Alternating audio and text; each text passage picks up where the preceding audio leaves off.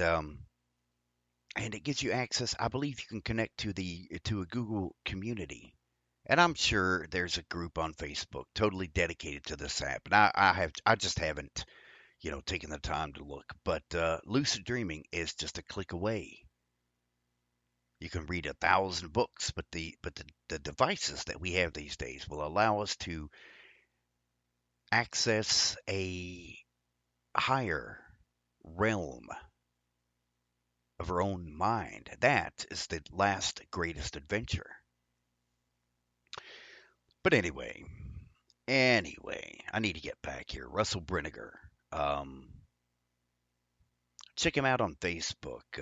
As I said, he's written a brilliant book. It's titled Overlords of the Singularity: The Manipulation of Humankind by Hidden UFO Intelligences and the Quest for Transcendence.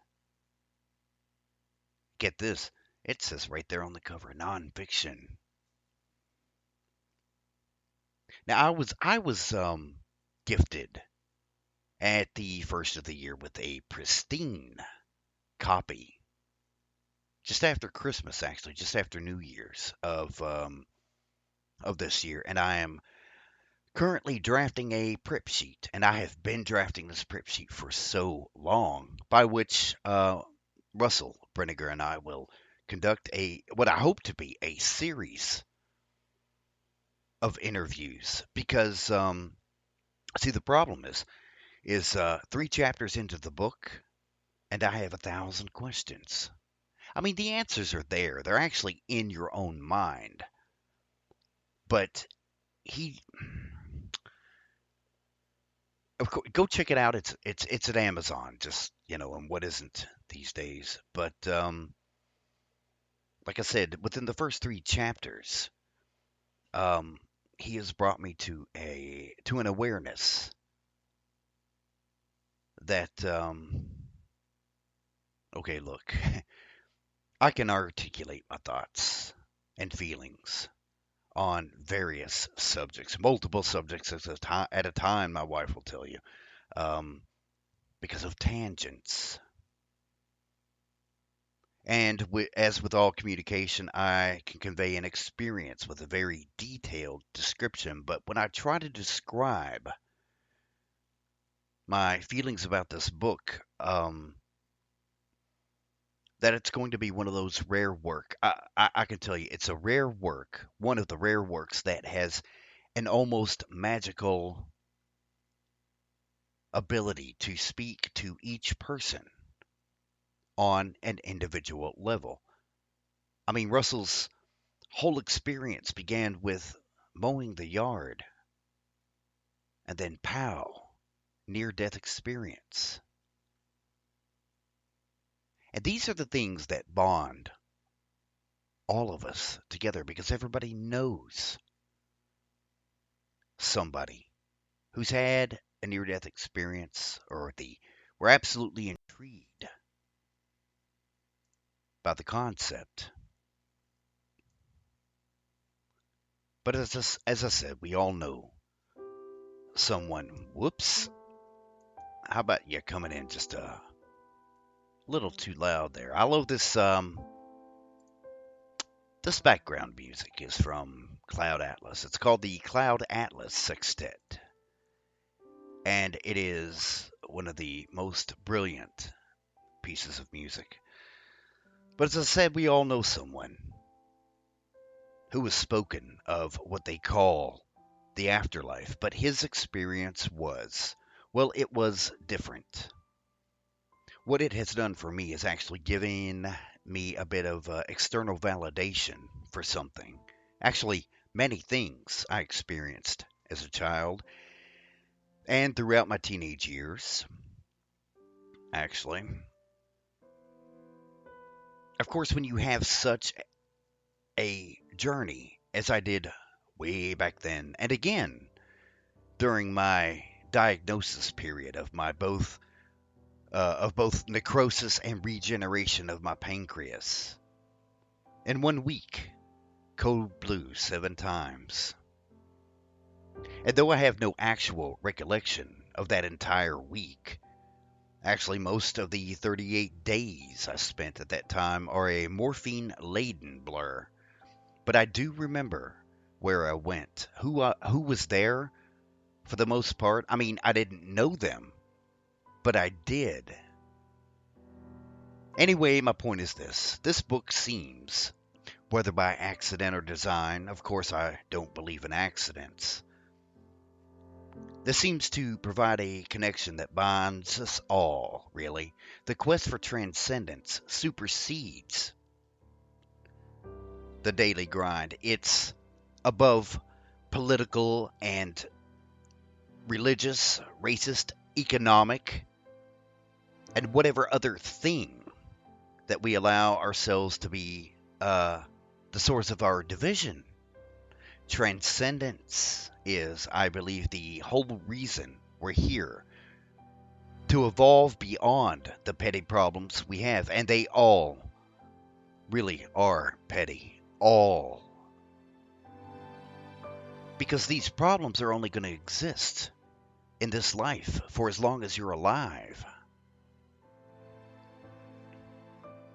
There is a moment that will undeniably bond us. You can't fear it because death, although it is merely a concept, will find us all. Our minds and souls will simply just know the moment that we are taking our last breath. And that moment, for just a second, we're going to have a very short realization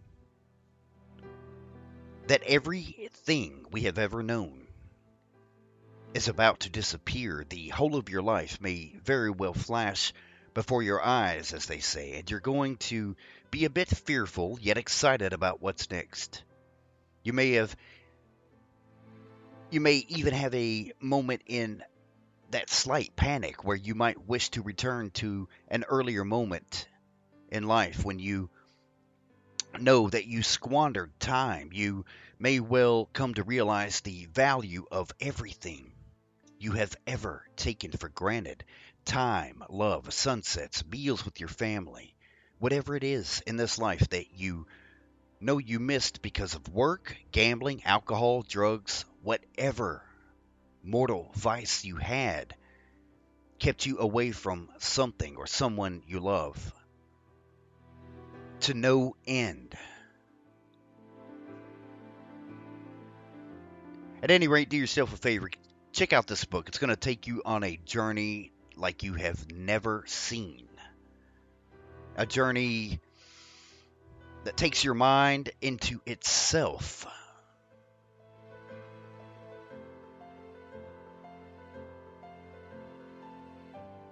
Russell Brinegar, Overlords of the Singularity.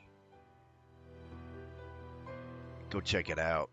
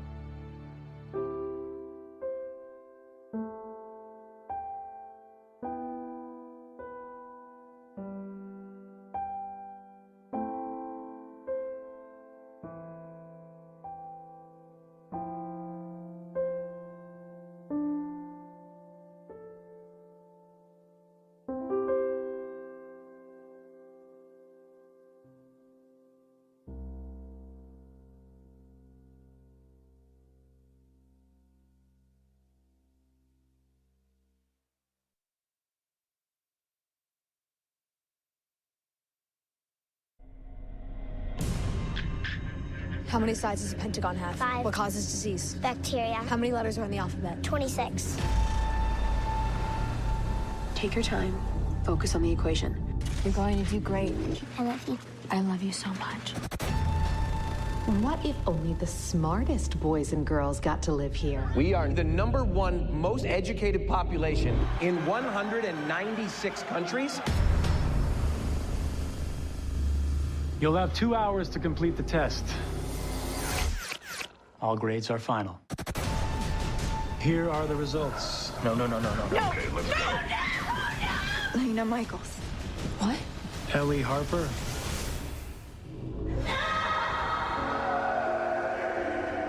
We have to do something, Dad. I'm sorry, son. My hands are tied.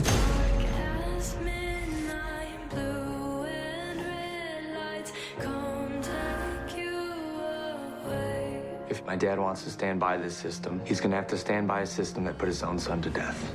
Get the hell out of here. System is down. Commence containment mode. There is a story developing at Vista Point High School. Something's not right. There's no way I failed that test. Oh my God, Lena. Kellen, can you help me? You need to see this. We're going live right now. We need to find where they keep the test. Take her to the thinning. There are those that say the thinning is barbaric. Is it barbaric to be the best?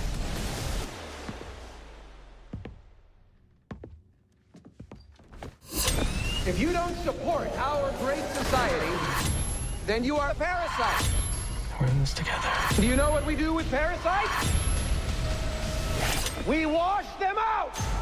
Are we approved to commence the thinning? You are approved.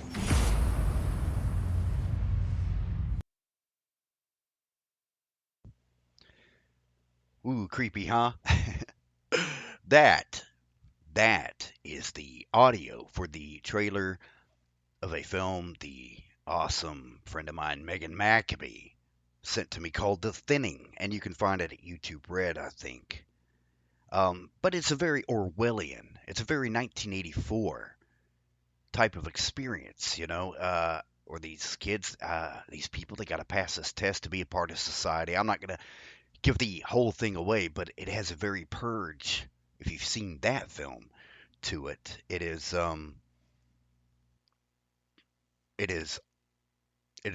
very awesome.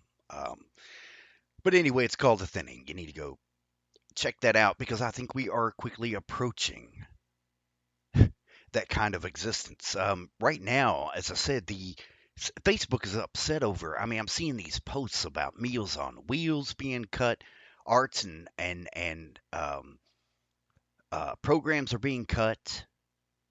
And some of it, I don't give much credit until it begins to fall into the mainstream media. Because the article presented yesterday on our local NBC affiliate, WLEX, Channel 18, Lexington, Kentucky, my favorite local news source. The article is simply titled KET, Kentucky, excuse me, Educational Television releases statement on funding being eliminated in proposed budget. And after reading this article and many others regarding the cutting of funding for arts, and as I said, Meals on Wheels, I realize what happens is everyone gets into a panic and they immediately find the worst of the news story. Conservatives, liberals, I don't claim to be either. I am anti-corruption, and I will repeat this forever. Matter of fact, I wonder in this. I'm gonna get to this this article. Let me say this and about this article. Allegedly, I say allegedly, even though I saw the video, Trump's budget guy, as he's referred to so commonly on Facebook, explaining that there's no definitive proof that these poor kids who get free, and I should say, quote, free meals at schools, are actually benefiting from having that food. So the consensus seems to be that these programs may not be necessary.